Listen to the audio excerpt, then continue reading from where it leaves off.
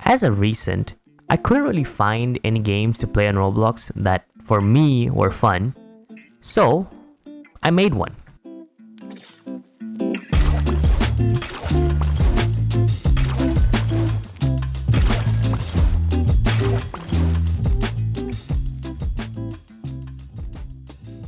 Day 1 starts off with me trying to figure out how inputs worked, as I have never ever made anything like this before. But after a few minutes of testing by trial and error, I got a grappling mechanic working. It was bare bones, but it was really fun, and pretty funny as well. Though it had a problem. I was always spinning. Quite a lot, actually. I didn't know how to fix it at the time, so I just went on with it and continued my work. Or also just play around with it because, again, I wanted to make sure that this game was something that I would play, as well as I wanted to make sure that it was satisfying. The most satisfying that it could be. And I just practiced it. And so far I was pretty happy with how it was turning out. Overall, day 1 ended in an overwhelming success for me as I managed to get a proper grappling hook system working. And if you care to notice, you can see a little indicator of where my grappling hooks land. That is something that I wanted to mention, and that's about intuitiveness. A lot of games, when you just go to play them, you expect things out of them. You expect something out of their movement, or you just figure out on your own without having to go through a tutorial. That's called intuitiveness. And I wanted to make sure that in this game, that's also a key thing about it, where quite literally anyone can just join the game and play it. So now we're going to be talking about day 3. So then I had a really neat idea of making it so you have multiple grappling hook types.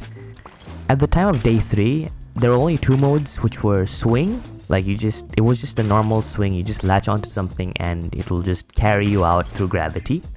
And mode 2 was powered, so it would pull you in towards the part that you are grappling onto. So those were the 2 basic modes. I didn't know what to add next, but I also added sounds on that day, and I worked pretty hard on those sounds to just make the game feel as responsive as well as just feel realistic as well. And that's where the third thing comes up. People expect like the game to be realistic sometimes. Even though it's a game, obviously it's not realistic at all, but there are some things which, they kind of make sense for it to work. Like in grappling, you swing around parts and the physics would fling you towards someplace. And also the sounds. Those little things add up to making a game fun and also just cool overall, I think. So on day 4, I had made 2 more modes. One mode called redirect. Basically what it does is it uses all your velocity and redirects it in a direction that you're going at. So if I were to just, gain a bit of velocity, and then if I fall, I can just go this way or that way and that way. And then I made a little web building system, and it's really, really satisfying.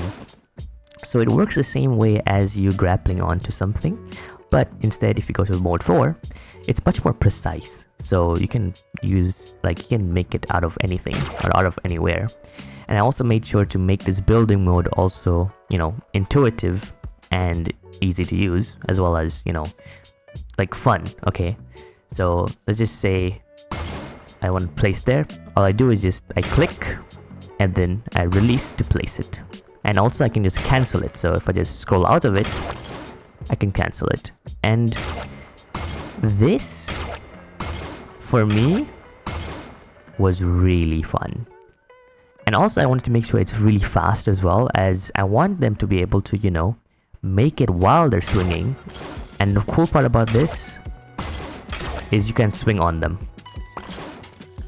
That's my favorite part, is that you can swing on them, and this is also on everyone's side. Like anyone in the server can swing on this. So, you can make your own grappling line and, just make a little like course or something and use these things when you need them. And yeah, that's about it.